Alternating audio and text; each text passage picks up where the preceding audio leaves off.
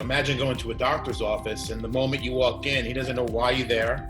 He doesn't know what your problem is. And he says, all right, we're going to have spinal surgery for you. Get him prepped and we'll see you in the operating room in 5 minutes. I mean, that wouldn't make me feel good. It would probably annoy me. But you have to find these things out. You don't know what's going on. You may read things, but that might not be what reality is. You need to find out directly from them. And then not just find out the words, find out the emotion behind it.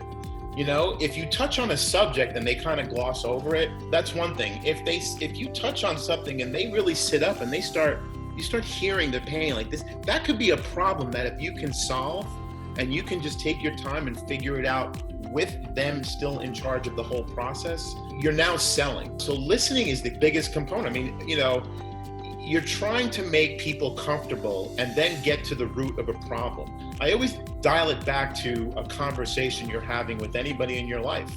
If you approached a conversation that way or somebody approached it with you, you'd probably sit there and be like, oh my God, I can't wait to, you know, and you know, I love her to death, my mother, if I call my mother, you know, hey Ma, you know, I just saved 3 people out of a burning building. That's nice. Let me tell you what Renee did, you know, this, and you know, you sit there at your mother, but at the end of the day, you're like, oh my God, she's not listening to a word I'm saying.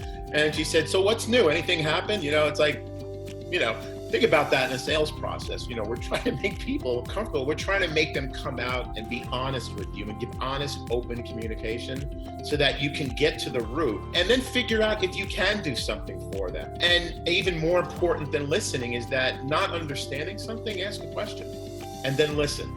Don't answer the question. Don't assume that you know the answer to the question, but just listening is selling. And everybody thinks that it's quite the opposite when it's not. When I do training, I point out regular conversations in everybody's lives because people don't realize they sell every day.